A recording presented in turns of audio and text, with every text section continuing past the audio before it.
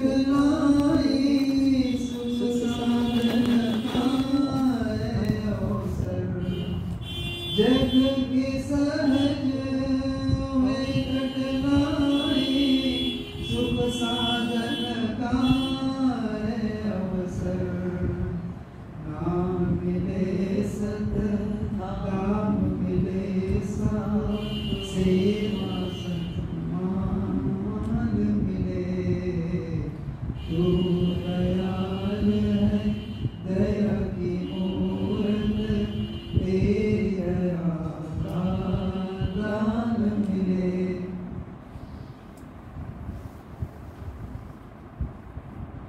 टेढ़ जतन को कर दे सीधा युक्ति निराली बदला दे टेढ़ जतन को कर दे सीधा युक्ति निराली बदला दे थोड़े ही में समझा दे तू थोड़े ही में समझा दे तू सदमत की पहचान मिले तू दयाल है दया की मूरत तेरी दया का दान में ज्ञान के तीनों रूप है स्वामी अनुभव है मुन की चोटी ज्ञान के तीनों रूप है स्वामी अनुभव है मुन की चोटी शब्द मिले अनुमान मिले अनुमान के साथ प्रमाण मिले दया की मूरत तेरी दया का दान मिले राधा स्वामी सतगुरु दाता हम सब हैं तेरे सेवक राधा स्वामी सतगुरु दाता हम सब हैं तेरे सेवक सहज योगी सहज समाधि का सुमिरन भजन और ध्यान मिले तू दयाल है दया की मूरत तेरी दया का दान मिले भक्ति मिले शुभ शक्ति मिले सद संगत मिले ज्ञान मिले बोल सब बोल सब संतन की बोलो दाता महाराज की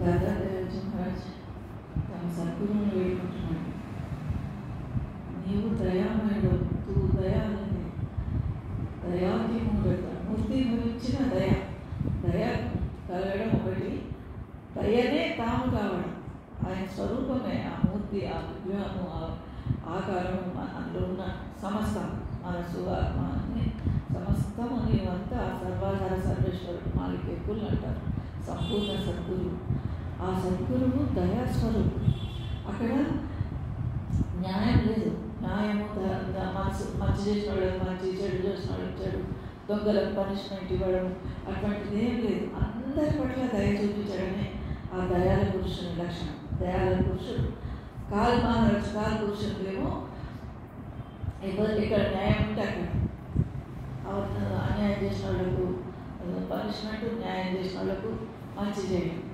కానీ దయాల పురుషుని దగ్గర ఒకటే దయాగుణం ఒకటే ఉంటుంది అది సత స్వామీజీ మహారాజు ఉన్న స్థలం కారణ శరీరంలో చిదాకాశ బ్రహ్మాండంలో ఉన్న సద్గురు స్థానం అది కేకులు అంటారు సర్వాధార సర్వేశ్వరం అన్నింటికి ఆయన లక్షణం ఏంటి దయ వేడుకుంటున్నాడు ఇక్కడ సురత ఆత్మ పరమాత్మను వేడుకుంటున్నాడు దయాలే దయా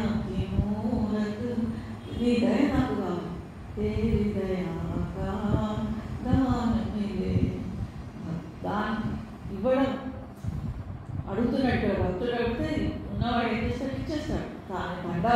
ఆయన కరుణకు భండారు, కరుణకు దయా సముద్రుడు కాబట్టి అందులోంచి కొంచెం మనకి ఇస్తే ఆయన నష్టమైపోయింది. పైగా తన లక్షణమే అది దయ కలిగి ఉంటాడు.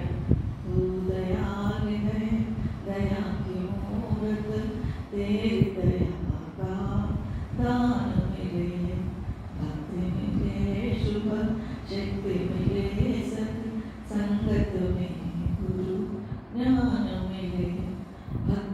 ఇంకేక అంటున్నాడు భక్తి మిలే. భక్తి అంటే ఏంటిది? ప్రేమ, అనురాగం. దేని మీద ప్రేమ? కేవలం సద్గురువు మీద. సద్గురు అన్న పరమాత్మ ఒకటి, పరమాత్మ భగవంతుడే మాలికేతుడు, సర్వాధార సర్వేశ్వరుడే సద్గురు రూపంలో వస్తున్నాడు. ఆ గురు సద్గురు దయా और प्रेम के మండలే అక్కడి నుంచి దిగి వచ్చిన మన కోసం అవతరించిన. అవతరణం అంటే దిగడం, ఆరోహణం అంటే ఎక్కడం, అవతరణం అంటే దిగడం. దిగి వచ్చిన వాళ్ళను అవతరించినారంట. మహారాజు అవతరణ దినోత్సవం అంటే అవతరణాన్ని ఎందుకంటున్నాము? దిగి వచ్చిండు. ఇక్కడ నుంచి దిగి వచ్చిండు కారణ శరీరంలో నుంచి ఆ పరమాత్మ ఆ శబ్ద ప్రకాశాల రూపంలో దిగి వచ్చి గురు సద్గురు, ఆ సద్గురు స్థానం ఇది, సద్పురుషుడు చరణాల స్థానం ఇది. గురుమధ్య స్థానం దాటిన తర్వాత ఈ కారణ శరీరంకు మధ్యలో ఉండే ఈ స్థానం, సమరేంద్ర స్థానం దాటినాక పాల్గొన స్థానం, ఇది సద్గురు చరణాలు. ఇక్కడ నుంచి ఇక్కడ సద్గురువు దీనికి అధిష్టానం. ఆ సద్గురువు గురు రూపంలో అవతరిస్తున్నాడు, గురు రూపంలో. తర్వాత భక్తి మిలే, శుభ శక్తి మిలే, సత్ సంగత మే గురు జ్ఞానం. సత్సంగంలో గురు జ్ఞానాన్ని కోరుకుంటున్నాడు. ఎందుకు సత్సంగము? సౌభక్త అసలు అంటారు, సాంగత్య దోషం. మనం మంచి మనుషుల మధ్యలో ఉంటే మంచి లక్షణాలు ఉన్నాయి. ఎందుకంటే మనసుకి ఏది? మనసు ఆత్మ, మనసు వల్ల ఆత్మ కూడా మలినమైపోతుంది, పైకి వెళ్ళడానికి ఆటంకమైపోతుంది. ఎందుకంటే మనసు ఏం చేస్తున్నది? ఈ ఈ 9 ఇంద్రియాలున్నాయి మనం. కళ్ళు 2, నాసికలు 2, చెవులు 2, నోరు 7, కింద 2, మొత్తం 9 ఇంద్రియాలలో చేరి మనసు వీటి వల్ల సుఖాస్వాదన సుఖం పొందుతూ తన లక్ష్యాన్ని మర్చిపోతున్నది. కారణం ఏంటిది? ఈ మనసు. ఈ మనసుకి ఏంటి? ఇవన్నీ బాహ్య లక్షణాలు కావాలి, బాహ్య ప్రపంచం కావాలి, ఈ మోహం కావాలి, ఈ బాహ్య సౌఖ్యాలు కావాలి. సుఖం కోరుకుంటుంది మనసు. కాబట్టి అది మనసు చెప్పినట్టల్లా ఇవి మనం ఏం చేస్తున్నాం? కర్మలు చేస్తున్నాం. ఇవి కర్మల కారణంగా మనం మళ్ళీ పుడుతున్నాం, మళ్ళీ చేస్తున్నాం. అందుకే సద్గురువుకే దయ కలిగింది ఆ మాలికేతుడు సర్వాధార స్వరూపం. ఎన్ని రోజులు వీడు ఇట్లా పుట్టుకుంటారు, చేస్తుంటారు. ఈ ప్రపంచంలో 84 లక్షల జీవరాశులు ఉన్నాయి. వీటన్నిటి తర్వాత మనకు ఈ ఉత్తమమైన శరీరం మానవ జన్మకి ఇది లాస్ట్.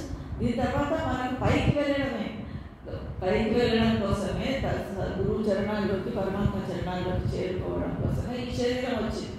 మనం ఏం చేస్తున్నాము? ఇవన్నీ కర్మలు తయారైపోతున్నాయి. మనం ప్రతి ఆలోచిస్తుంటాం, మనసు ఆలోచిస్తుంటారు. ఏంటి ఆలోచిస్తే అటువంటి పనులు చేస్తాం, అటువంటి కర్మలు చేస్తాం. దాని ప్రకారం మన మంచి కానీ చెడు కానీ.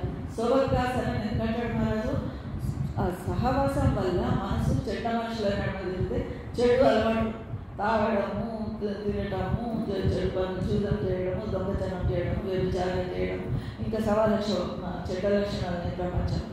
అబద్ధాలు మాట్లాడడము, ఇతరులను దోష తినడము, ఇతరుల మనసును దుఃఖ పెట్టడము, ఇతరులను కాల్చు తింటారంటే చూడండి, ఒక నౌకర్లను చేసినట్టు చేస్తారు. ఇటువంటి లక్షణాలన్నీ చెడ్డ గుణాలు. ఇటువంటి వాళ్ళ సాంగత్యంలో ఉంటే మన మనసు అదే అలవాటు చేసుకుంటుంది. మనం కూడా అదే విధంగా ప్రవర్తించడం మొదలు పెడతాం. అదే సాధు సాంగత్యంలోకి, సత్సంగంలోకి వెళ్ళినా, సాధు సాంగత్యంలోకి, భగవద్భక్తుల సన్నిధిలోకి వెళ్ళినా కూడా వాళ్ళ లక్షణాలు మనకు వస్తాయి. అందుకే సౌభక్తాసనం. ఈ లక్షణాలను బట్టి మన మనసు పనిచేస్తూ ఉంటుంది. దీన్ని బట్టి ఆ ఆత్మకు క్లియర్ అయిపోవాలి. మనసు ఈ ఆత్మకు పైకి పోవాలంటే ఇక్కడ నుంచి కోఆపరేషన్ రావాలి, లేదంటే దానికి కూడా మళ్ళీ రావాలి, మళ్ళీ పోవాలి, మళ్ళీ రావాలి, మళ్ళీ. అదే ఈ మనసు మంచి సాంగత్యంలో ఉండి సత్సంగంలో మహారాజు చెప్పిన మాటలు ఈ విషయ వికారాలకు దూరంగా ఉంటే ఏదో ఒకనాటిగా అక్కడికి చేరుకునే అవకాశం ఉంటుంది. మనసులో వచ్చి చెడ్డ ఆలోచనలు రావు. చెడ్డ ఆలోచన వచ్చింది, ఒక తప్పుడు ఆలోచన వచ్చిందంటే అది మెల్లమెల్లగా మొదలు చిన్నగా విత్తలా ఉంటుంది, విత్తనంలా ఉంటుంది. భూమిలో పడితే మెల్ల ఒకనాటి ఇంత వస్తుంది. నాటికి పరిచయం అయిపోతుంది. అట్లానే మనం లోపల ఏదైనా ఆలోచన వస్తే అది నెమ్మదిగా పెద్దగా అయిపోయి అది మనం కర్మ చేయక తప్పని పరిస్థితి కలిగిస్తుంది. కర్మ చాలా సంచిత కర్మలు ఉంటాయి. మనం ప్రపంచంలోకి వచ్చి నుంచి కర్మ చేస్తూనే ఉంటాం. ఏదో ఒక కర్మ అంటే ఏదో ఒక పని చేయడం. ఏం కర్మ చేస్తుంటాం? ఆలోచిస్తుంటాం, చేతులతో పనులు చేస్తుంటాం, కాళ్ళతో కర్మ చేస్తాం, నోటితో కర్మ చేస్తాం, ఆలోచనతో చేస్తుంటాం. ఇవన్నీ మనం చేస్తే మనమే అనుభవించాలి. మంచి పనులు చేస్తే మంచి ఫలితం, చెడు చేస్తే చెడు ఫలితం. ఇవాళ కాకపోతే లేదు, తప్పించుకునే దానికి దారే లేదు. ఒకప్పుడు మనం జన్మన మనకెందరో అక్కజల్లు ఉన్నారు, అన్నదమ్ములు ఉన్నారు, తల్లిదండ్రులు ఉన్నారు, భార్య భర్త పిల్లలు ఎవరెవరో ఉన్నారు. ఇవాళ వాళ్ళు ఎవరైనా మన జ్ఞాపకం ఉన్నారా? ఎవరెవరో తెలియదు. ఈ జన్మలో ఉన్నాడు, వచ్చే జన్మకి ఎవరెవరో లేవు. ఇవాళ మనకు అందరు చుట్టాలు ఉన్నారు, మన ఇంటి చుట్టూ ఉన్నారు, బంధువులు ఉన్నారు, అక్కజల్లు ఉన్నారు అంటారు. వీళ్ళు వచ్చే జన్మలో పేరు అంటే జ్ఞాపకం ఎవరో ఏంటో ఎక్కడ ఉంటాము. ఎట్లా మన మంచి పనులు చేసి దాన ధర్మాలు చేసి భోజనాలు పెట్టించి అవి చేసి పేదవాళ్ళు అక్కడ ప్లాట్ఫామ్ల మీద ఉంటే రంగులు మంచి వాళ్ళని చూస్తుంటాం. అనాథ పిల్లలకు ఫీజులు కట్టి, స్కూళ్ళు తెచ్చి, అనాథ శరణాలయాలు కట్టి ఇన్ని చేసి ఇవన్నీ చేస్తే ఏంటి? మంచిదే, చెడు పని కాదు, మంచి పని. కానీ మీకు ఇది దీనివల్ల కలిగే పుణ్యం అనుభవించేటందుకు మళ్ళీ రావాలి, మళ్ళీ ఉండవలసిందే. ఎందుకు? దీన్ని అనుభవించేటందుకు. ఈ పుణ్యం చేసినందుకు కొన్ని రోజులు స్వర్గానికి పోతామో, వైకుంఠానికో, ఎక్కడికో మంచి ప్రదేశానికి పోతాం. పోయినాక ఈ పుణ్య ఫలితం అనుభవించిన తర్వాత మళ్ళీ రావాలి. చెడ్డ పని చేస్తే నరకానికి పోవాలి, అక్కడ నరకాలు యమదూతలు పెట్టి బాధలు పడాలి, మళ్ళీ రావాలి. ఏంటైనా అందుకనే మంచి పని శుభకర్మలు చేసినా కూడా మళ్ళీ రావాల్సే వస్తుంది, మళ్ళీ ఉండవలసే వస్తుంది. అది సుఖం అనుభవించిన తర్వాత మళ్ళీ భోగ శరీరాన్ని అనుభవించిన తర్వాత మళ్ళీ రావాలి.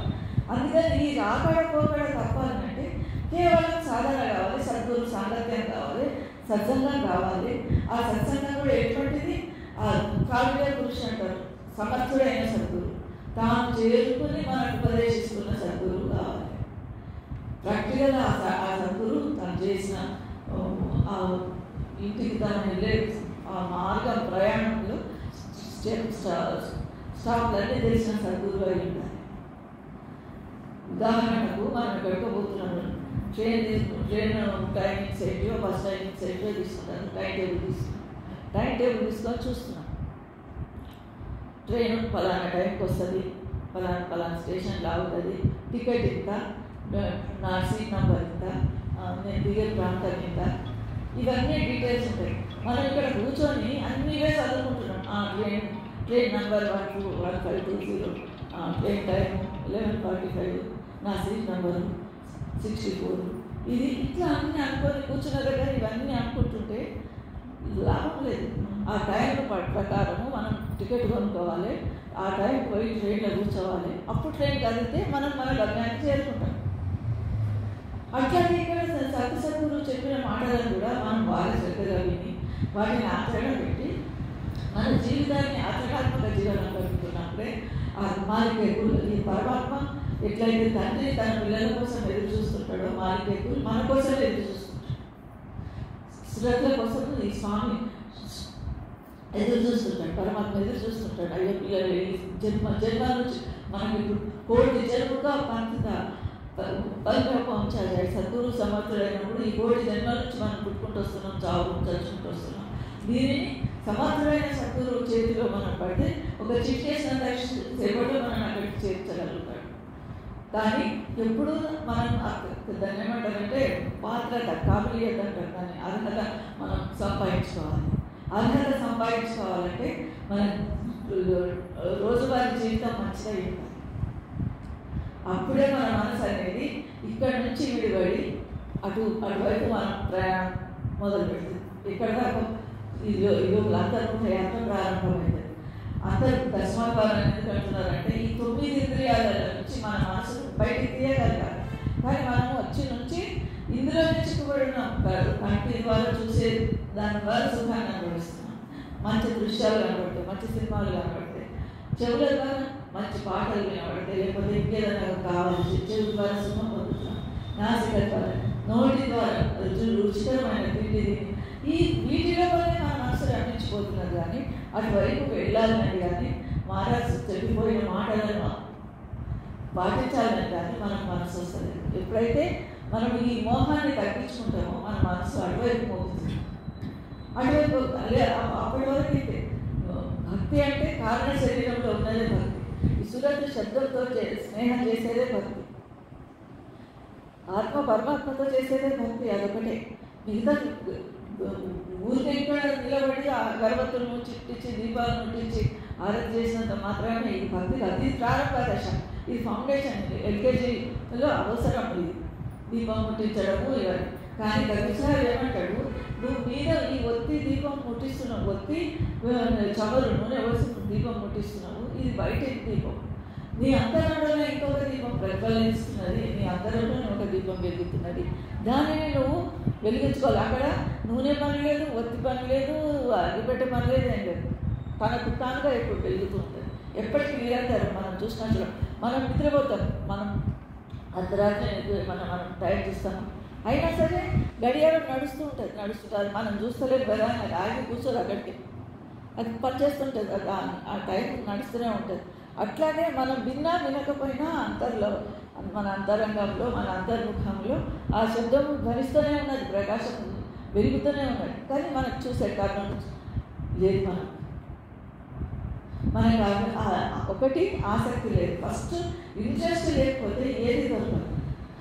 ఈ ఇంట్రెస్ట్ లేని వాళ్ళకు జ్ఞానబోధ చేయొద్దని గీతలో పరమాత్మ కూడా చెప్పాడు.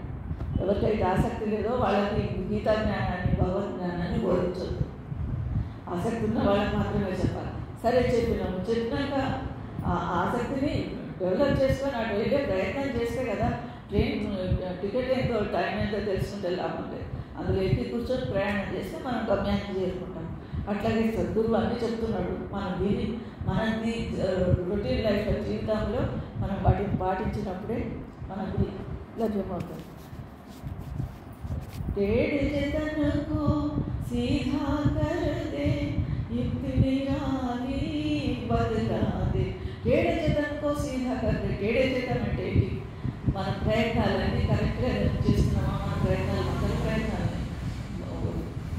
ఉల్టా ప్రయత్నాలు. మనం పోయేది తూర్పు దిక్కు అయితే మనము దక్షిణ దిక్కు చూస్తున్నాం, ఉత్తరం దిక్కు పోయేది ఉంటే దక్షిణ దిక్కు చూస్తున్నాం, తూర్పు దిక్కు పోయేది ఉంటే పడమటి దిక్కు చూస్తున్నాం.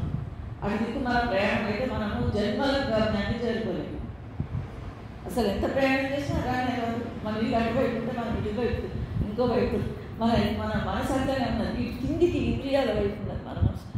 ఇది సంధి స్థలం. భూమధ్యం అనేది సంధి స్థలం.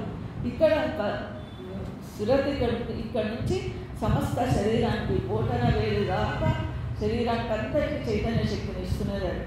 ఇది కానీ ఇక్కడ నుంచి వెళ్ళిపోయిందా ఇవన్నీ పడిపోతాయి, ప్రాణం వెళ్ళిపోతుంది. మెల్లమెల్లగా ఒక్కొక్క అవయం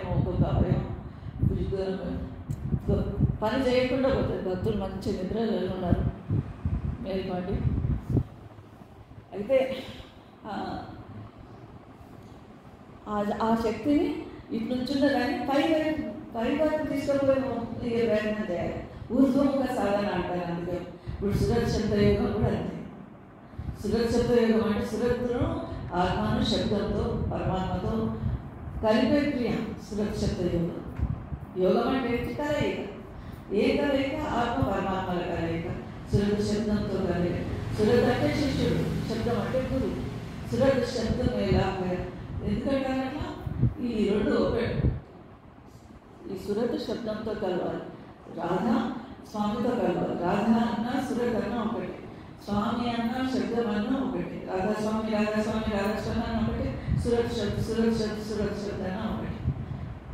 పేర్లు వేరు అంతే. ఒకటి చేసే పని అంతా ఒకటి. అందుకే టేడే చేద్దాను అంటే ఆ మనసు కింది వైపు అనేయకుండా దాన్ని నేరుగా చేయమని, సీधा చేయమని.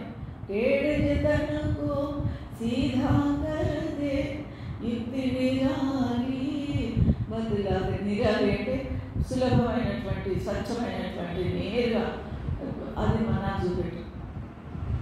అక్కడిక్కడ ఒకటి కల్మషాలు ఏమీ లేనటువంటి స్వచ్ఛమైన దారి నాకు చూపెట్టు. ఎందుకంటే టేడే చేద్దామంటే నా మనసు ఎప్పటికీ ఈ 9 ఇంద్రియాల లోపలనే రమిస్తూ ఉన్నది. సంతోషపడుతున్నాను. దీని నుంచి తప్పించి నన్ను పై మార్గానికి నన్ను తీసుకెళ్ళి ఏడు జతనుకో శ్రీధారే యుక్తి నిరాలి. యుక్తి అంటే ఉపాయం. ఉపాయం లేని ఉరవరికి పంపేయమంటారు. ఏదైనా ఒక ఉపాయంతో ఒక పద్ధతితో పోతే అది మనకి ఏదైనా దొరుకుతుంది. ఉపాయం లేకుండా ఏం సాధించుకోలేము. అంతే యుక్తి. ఆ పరమాత్మను ఎట్లా సంతోష పెట్టాలనేది ఒక యుక్తి. ఏమి యుక్తి? ఆ పరమాత్మ లక్షణాలను మనం అలవర్చుకోవాలి. ఏంటి అయిన లక్షణాలు? దయ, ప్రేమ, క్షమ, గర్వం లేకపోవడం, క్రోధం లేకపోవడం, కామం లేకపోవడం, విషయ వాసనల జీవితం గడపకపోవడం, ఇవన్నీ సంత లక్షణాలు. వాళ్ళ త్యాగమూర్తులు. ఇప్పుడు వాళ్ళు ఇక్కడ మహారాజ్ స్థానంలో ఉన్నారంటే త్యాగమూర్తులు, వైరాగ్యమూర్తులు. మనకు ప్రపంచంలో ఉన్నాయన్నీ కావాలి. మనకు డబ్బుగా ఏది వదులుకోము. మనం ఏ సుఖాన్ని, ఏ సంతోషాన్ని, ఏ బంధనాలను, ఏ మోహాన్ని మనం వదులుకో. కానీ అన్నిటిని తృణప్రాయంగా చూసిన మహాపురుషులు వాళ్ళు. మన పరంగా ప్రకృతి లక్షణాలు ఎన్ని వినలేదు, ఎన్ని చూడలేదు. ఇంతెందుకు మన శివరాజు ఎంత ఫకీరీ లక్షణం అంటే దాని సంత లక్షణం. ఆయన దేనిదైనా మోహం ఉన్నదా? ఏదైనా నాకు ఇది కావాలి, అది కావాలి అని ఎక్కడైనా ఉన్నదా? స్వార్థం అనేది ఉన్నదా? ధర్మరాజు ఆయన ఏది పట్టించుకోవడం, అన్నిటిని తీర్థంగా ఉంటుంది. అట్లా ఉండగలిగిన స్థితి ఉన్నదా? 10 ఏళ్ళైనా గవర్నమెంట్ లీడర్ ఉన్నాడు. ఆ లీడర్ ఉన్న సమయంలో అక్కడ బ్రిడ్జి కడుతున్నారు. అది శ్రీరామ్ సాగర్ ప్రాజెక్ట్ అవేంటిలో కడుతున్న సమయంలో ఆయన గవర్నమెంట్ లీడర్ ఉన్నాడు. ఆ టైంలో ఇంకెవరైనా ఉంటే ఆ సీట్లో ఉంటే ₹1,00,000 జమ చేసుకునేవారు. మరి మహారాజ్ అంటే మహారాజ్ ఎందుకంటే ఇందుకే ₹1 ఇక్కడ కూడా తీసుకోకుండా ఎందుకు అట్లా అయినంటే ఆయన సంతానము, ఆయన తండ్రి సంతు. ఎక్కడ స్వార్థం లేదు, ఎక్కడ అంటే తనను గౌరవించాలి అని తన గొప్పగా చూడాలని నేను ఈ పీఠానికి అధిపతిని కానీ ఎక్కడైనా కనబడుతుంది. ఎవరమైనా చూసినాం. ఇన్నేళ్ళ 1990లో ఆనందరావు మహారాజ్ శరీరం మొదలుపెట్టిన తర్వాత ఆయన ఇక్కడ ఆచార్య గురుపీఠాన్ని ఉత్తరాధికారిని చేశాను. ఇక్కడ హిరేముగా మహారాజు కవిను ఇంకా కొంతమందిని పంపించారు ద్వారకాదాస్ వాళ్ళని చేస్తే ఇదే స్థానంలో మహారాజును ఉత్తరాధికారిని చేశారు. చేసిన నాటి నుంచి ఈ 34 సంవత్సరాల నుంచి చూస్తున్నాం. ఆయన కోపగించుకోవడం ఎవరం చూడండి. ఏది నిర్లిప్తంగా, అది సంతత్వ లక్షణం, అది త్యాగం, అది వైరాగ్యం. మనకుందా వైరాగ్యము. మనము ఏది వదులుకోము. మనకు కీర్తి కావాలి, ప్రతిష్ట కావాలి, పైసలు కావాలి. పదవి, ప్రతిష్ట, పైసలు. ప్రపంచం మొత్తం దీనినే తిరుగుతున్నది. పదవి ఎంత పెద్ద పదవి ఉన్నా కూడా వాడు కూడా దుఃఖం అనుభవించవలసిందే. ఈ ప్రపంచం అంతా దుఃఖమయము. బుద్ధుడు కన్ను తెరిచినాక ఫస్ట్ మాట అన్నది ఏమన్నది? బుద్ధుడు బోధి వృక్షం కింద కూర్చుంటాడు, ధ్యానం చేసుకుంటుంటాడు. ఆయనకు కన్ను తెరిచిన తర్వాత, జ్ఞానోదయం అయిన తర్వాత ఫస్ట్ వాడు ఏమంటాడు? ఇదంతా దుఃఖమే ఉన్నది లోకం అంతా అంటాడు. సాధారణ వాస్తవం. ప్రపంచమంతా దుఃఖమయం. సుఖం చాలా తక్కువ. ఈ కొంచెం సుఖం కోసం మనిషి ఎద్దులాగా కష్టపడతాడు. ఎంతో కష్టపడితే ఇంత సుఖం దొరుకుతుంది. మళ్ళీ అది అక్కడ ఉంటుందా? శాశ్వతం కాదు. మళ్ళీ దుఃఖం వస్తుంది. ఏది శాశ్వతం కాదు. నిన్న ఉన్నట్టు ఇవాళ ఉంటుంది, ఇవాళ ఉన్నట్టు లేకుండా. సుఖం వస్తుంది, దుఃఖం వస్తుంది, సుఖం వస్తుంది, దుఃఖం వస్తుంది. ఒకటి కాగానే ఒకటి. దుఃఖమే ఎక్కున్నది. దుఃఖమే 95% ఉంటే 10% సుఖం. ఈ 10% సుఖం కోసం మనిషి చెయ్యాలి. అన్యాయాలు లేవు, అనకూడని మాటలు అంటాడు, చేయకూడని పనులు చేస్తాడు, తినకూడని పదార్థాలు తింటాడు, తాగకూడని పానీయాలు తాగుతాడు, ఇన్ని పనులు చేస్తుంటాడు. ఎందుకోసం? ఆ కొంచెం సుఖం కోసం. అందరినీ మోసాలు చేయడం. అందుకే యుద్ధాలు అవుతున్నాయి. ఇప్పుడు రాష్ట్రాలనేమో కొట్లాడారు, దేశాలనేమో కొట్లాడారు. ఎక్కడ చూసినా అశాంతి, ఎక్కడ చూసినా. అంటే ఇక్కడ కూడా మనశ్శాంతి లేదు. ఎవరికి కూడా మనశ్శాంతి లేదు. కేవలం ఒకే ఒక స్థలం ఉన్నది, గురుస్థానము. ఆ స్థానం మన లోపలనే ఉన్నది, ఎక్కడో లేదు. మన లోపలనే ఉంది. మన లోపలనే ఉన్న సద్గురువును మనం దర్శనం చేసుకోగలగాలి.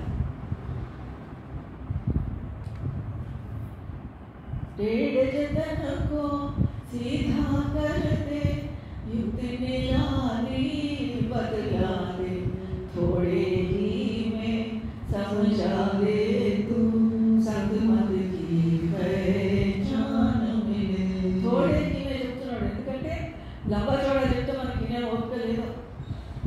పెద్దగా చెప్తే మనకి రామాయణం తప్పుడు రామాయణం చదివితే వినే ఓపిక లేదు, ఆచరించగలదు. చిన్నగా కొంచెం క్లుప్తంగా చెప్పు, షార్ట్ చేసి చెప్పు, షార్ట్ చిన్నగా చెప్తే నచ్చుతుంది అందరికి. అదే మాట కొంచెం విశదీకరించి పెద్దగా చేసి చెప్తే నచ్చుతుంది. ఎందుకంటే మనసు దీనికి కారణం ఏంటి? నీ మనసు దీనికి స్థిరత్వం లేదు, చంచలం. పోదామా, ఎక్కడికైనా పోదాం, మీ దగ్గర ఇంకే ఇంకో దగ్గరికి పోవచ్చు, ఇంకో పనులు చేసుకోవచ్చు అని చంచలత్వం ఉంటుంది మనసు. అందుకనే తోడే కనీసం ఇక్కడ కూడా తోడేది మే సమझा दे तू సత్మత్ की पहचान मिले. ఆ సత్మతం సత్ స్థానం యొక్క వివరాలను నాకు తెలుసుకోవాలి, గుర్తింపు ఐడెంటిఫికేషన్ చేయమని అడుగుతున్నాడు మనం. ज्ञान के तीनों रूप है स्वामी, अनुभव है उनकी चोटी. शब्द मिले अनुमान मिले, अनुमान के साथ प्रमाण मिले. ज्ञान के साथ प्रमाण मिले. प्रमाण మనం ఈ ప్రపంచం ఇప్పుడు ఏంటంటే ప్రతిదానికి మనకు సాక్ష్యం కావాలి, రుజువు కావాలి.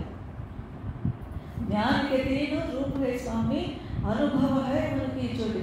ज्ञान के तीन रूप, ज्ञानाనికి మూడు రూపాలు ఉన్నాయి. ज्ञान के तीन रूप है स्वामी, अनुभव है. ఈ అన్నిటికంటే ఎక్కువ జ్ఞానాలకు, ఈ మూడు జ్ఞానాల కంటే ఎక్కువ అనుభవ జ్ఞానం చాలా ముఖ్యం. అనుభవ है उनकी चोटी. చోటి అంటే శిఖరం పైన ఉన్నది గుణ వాటర్, దానికి శిఖ అంటారు. పైన ఒక పర్వతం ఉన్నది, ఆ పై స్థానాన్ని చోటి అంటారు. అనుభవం హే మనకి చోటి.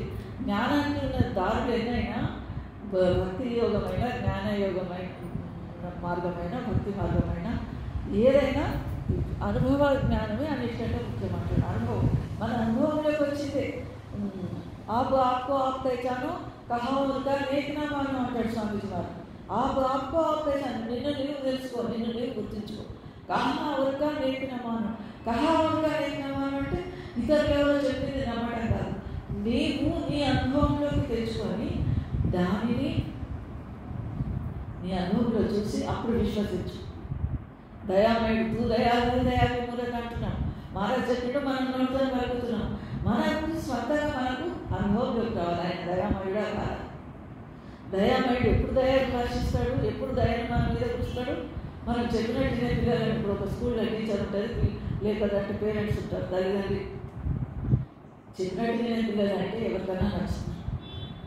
మూర్ఖులు చెప్పకుండా వెళ్ళి పరిగెత్తే పిల్లలు అంటే ఎవరికి నచ్చారు. భగవంతుడు కూడా కొన్ని సూత్రాలు పెట్టాడు.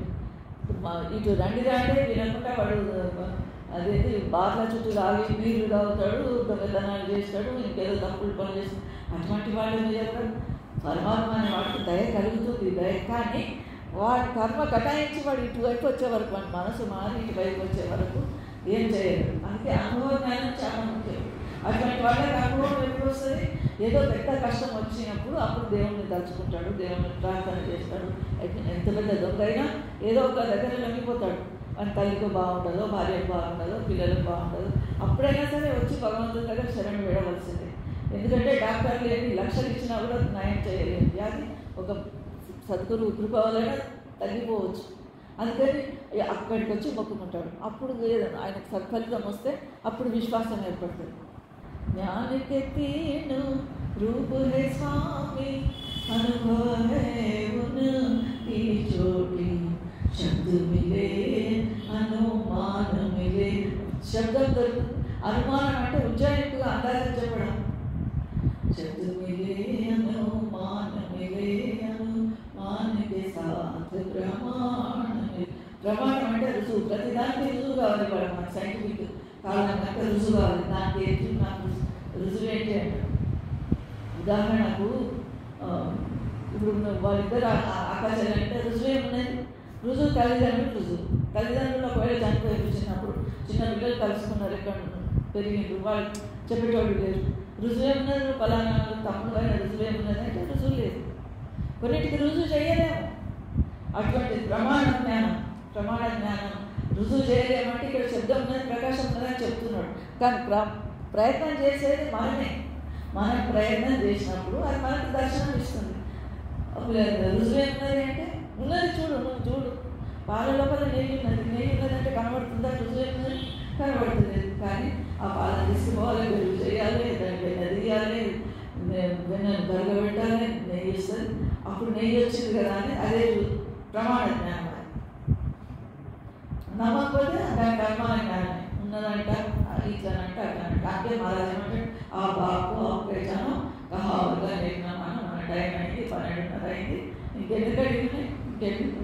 राधा स्वामी सद्गुरु दाता हम सब हैं तेरे सेवक, सहज योग की सहज समाधि का सुमिरन भजन और ध्यान मिले. सहज योग मिले.